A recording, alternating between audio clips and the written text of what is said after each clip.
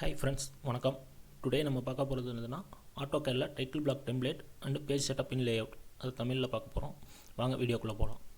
First ஒரு gate ஃபைலை open பண்ணி அதில் ஒவ்வொரு கம்பெனிக்கும் அவங்க ஒவ்வொரு மாதிரி டைட்டில் பிளாக்ஸ் வந்துட்டு அவங்களுக்குன்னு ஒரு ஃபார்மேட் வச்சுருப்பாங்க. அந்த மாதிரி நம்ம கம்பெனிக்கு நீங்கள் எந்த மாதிரி வச்சுருக்கீங்களோ அந்த மாதிரி நீங்கள் ஒரு டைட்டில் பிளாக் ப்ரிப்பேர் பண்ணிக்கோங்க. இப்போ நான் ஒரு டைட்டில் பிளாக் என்னோடய ஸ்டாண்டர்டுக்காக நான் ரெடி பண்ணியிருக்கேன்.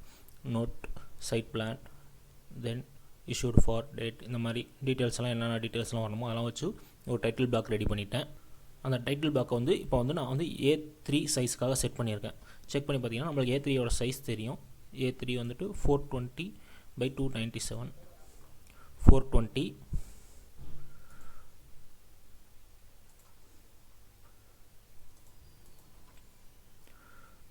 297 இந்த ரேஞ்சுக்காக நான் சைஸ்க்காக நான் டைட்டில் பிளாக் வந்து ரெடி பண்ணி வச்சிட்டேன். இப்போ நெக்ஸ்ட் இந்த மாதிரி நீங்களும் ஒரு டைட்டில் பிளாக் ரெடி பண்ணது என்ன பண்ணணும்னா ஜஸ்ட்டு கோ லேஅவுட் 1 கொடுத்துருங்க. நம்ம லேஅவுட் போட்டிங்கன்னா அந்த வியூ போட்டிருக்கும். இந்த வியூ போட்டை வந்துட்டு எக்ஸிஸ்டிங் வியூ போட்டை வந்துட்டு டெலீட் பண்ணிடுங்க. வியூ போட் டெலீட் பண்ண உடனே திருப்பி அந்த லேஅவுட்டில் ரைட் கிளிக் பண்ணி பேஜ் செட்டப் மேனேஜர் இதில் போயிட்டு ஆல்ரெடி என்ன சைஸ் இருக்குதுன்னு பாருங்கள். இது வந்து ஆல்ரெடி வேறு நம்ம A3க்காக இப்போ ரெடி பண்ணுறோம். A3 சைஸ் இல்லை அப்படின்றப்ப மாடிஃபை கொடுத்துட்டு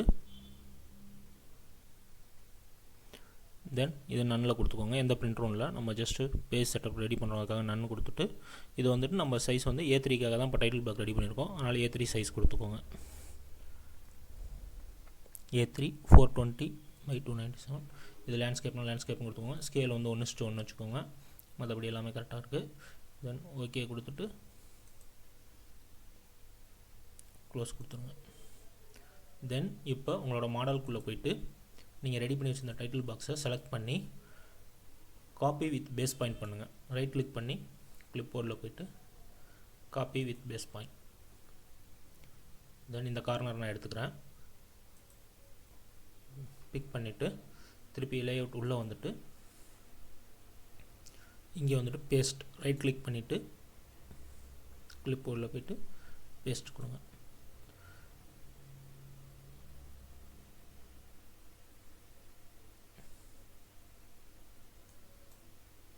இப்போ அந்த A3 சைஸ்க்கு வந்துட்டு நம்மளோட டைட்டில் பாக்ஸை வந்துட்டு உட்கார வச்சாச்சு. தென் இப்போ லேஅவுட் 2க்குள்ளே போங்க. கொடுத்துக்கோங்க. இங்கே ஆல்ரெடி ஒரு வியூ போட்டிருக்கு. வியூ போட்டுக்குள்ளே வந்துட்டு இப்போ நம்மளோட டைட்டில் பாக்ஸ் மட்டும் அங்கே ட்ராயிங்கில் இருக்கிறதுனால அது மட்டும் உள்ளே வருது. இந்த வியூ போட்டையும் டெலிட் பண்ணிடுங்க. டெலிட் பண்ணிட்டு சேம் இதுக்கும் வந்துட்டு ரைட் கிளிக் பண்ணி பேஜ் செட்டப் மேனேஜரில் போயிட்டு இப்போ லேஅவுட் 2ஓட சைஸ் என்னன்னா நம்ம ஆல்ரெடி A3க்காக ஒரு சைஸ் கொடுத்துருவோம். இப்போ வந்துட்டு A1க்காக ஒரு சைஸ் கொடுத்துப்போம். நம்ம மாடிஃபையில் போயிட்டு இதை நன்னில் வச்சுட்டு இந்த சைஸில் போயிட்டு A1 கொடுத்துக்கோங்க. A2 கொடுத்துருங்க. சரி, A2க்காக கொடுத்துருங்க. 420 594 இந்த சைஸ் கொடுத்துட்டு இது எல்லா செட்டிங் ஸ்கேல் 1 லேண்ட்ஸ்கேப்பில் இருக்குது.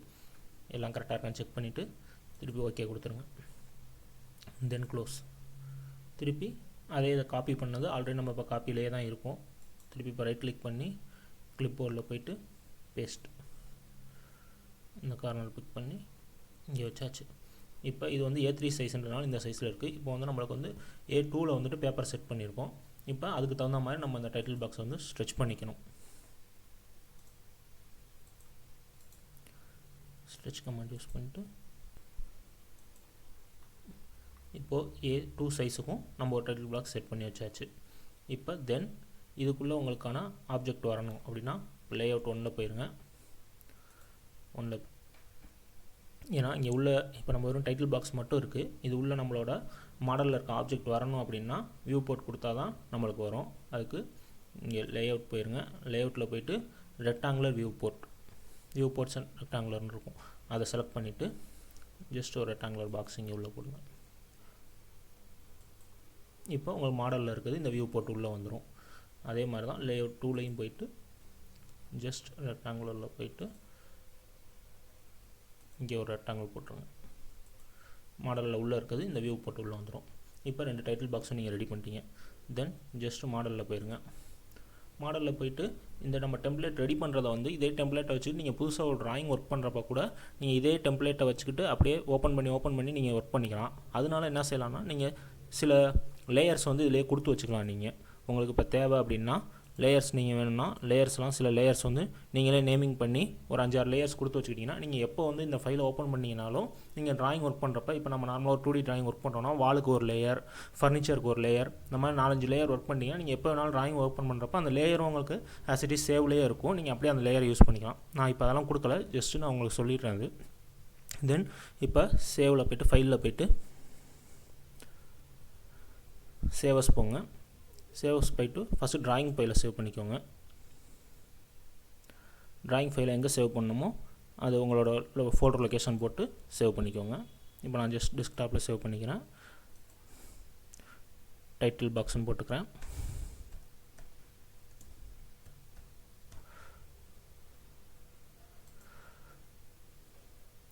தென் திருப்பி ஃபைலில் போய்ட்டு சேவஸில் போய் இப்போ வந்து ட்ராயிங் ஃபைலை வந்து டெம்ப்ளேட் ஃபைலாக சேவ் பண்ணுறோம். அதுதான் நம்மளுக்கு வந்துட்டு வேறு எந்த ட்ராயிங்கில் வேணாலும் இந்த டைட்டில் பாக்ஸை நம்ம எடுத்துக்க முடியும். இல்லாட்டினாலும் அதே ட்ராயிங்கை அப்படியே டெம்ப்ளேட்டாக வச்சுருந்து நீங்கள் வேறு ட்ராயிங் ஒர்க் பண்ணிக்கிறதுக்கு பண்ணிக்கலாம். அதுக்காக தான் நம்ம அந்த டெம்ப்ளேட் சேவ் பண்ணுறோம். டெம்ப்ளேட்டில் கொடுத்துட்டிங்கன்னா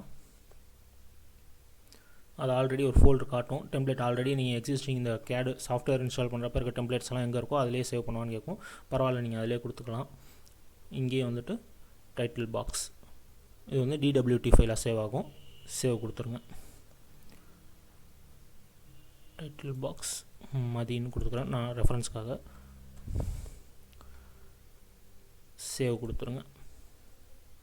இந்த இடத்துல டிஸ்கிரிப்ஷன் கேட்கும். அதில் நீங்கள் வந்து என்னென்ன சைஸ் கொடுத்தீங்க, A3, A2 கொடுத்துருக்கீங்க. இந்த மாதிரி ரெஃபரன்ஸுக்கு போட்டுக்கிட்டு ஓகே கொடுத்துக்கோங்க.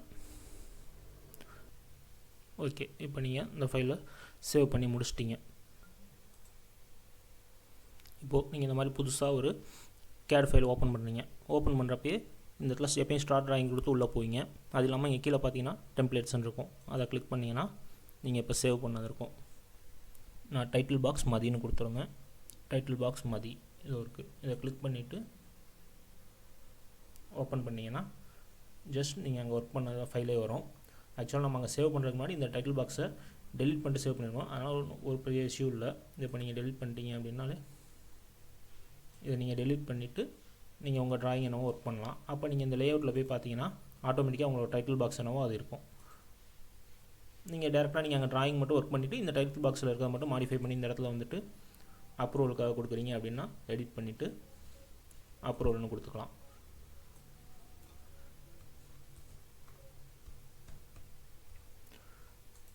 இந்த மாதிரி டைட்டில் பாக்ஸில் டேட் வேணுன்னா டேட்டை எடிட் பண்ணிக்கலாம். நீங்கள் இந்த மாதிரி பண்ணிக்கலாம். டேரெக்டாக டைட்டில் பாக்ஸோட வந்துடும்.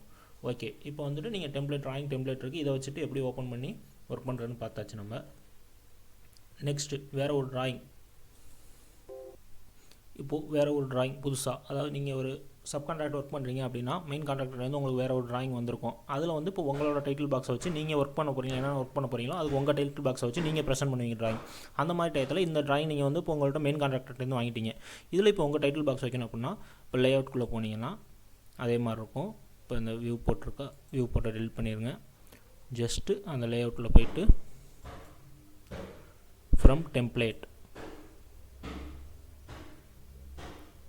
கொடுத்துட்டு இப்போ நம்ம கொடுத்த டைட்டில் வந்துட்டு டைட்டில் பாக்ஸ் மதி நம்ம சிஸ்டத்தில் ஆல்ரெடி சேவாக இருக்கும். இப்போ அதை வந்துட்டு ஓப்பன் கொடுத்துட்டிங்கன்னா இப்போ லேஅவுட் 1 வேணுமா, லேஅவுட் 1 காப்பியாக வேணுமா அப்படின்னு கேட்கும். லேஅவுட் 1 காப்பி ஓகேன்னு கொடுத்துட்டிங்கன்னா இப்போ லேஅவுட் 1லேருந்து ஒரு காப்பி வந்துடும்.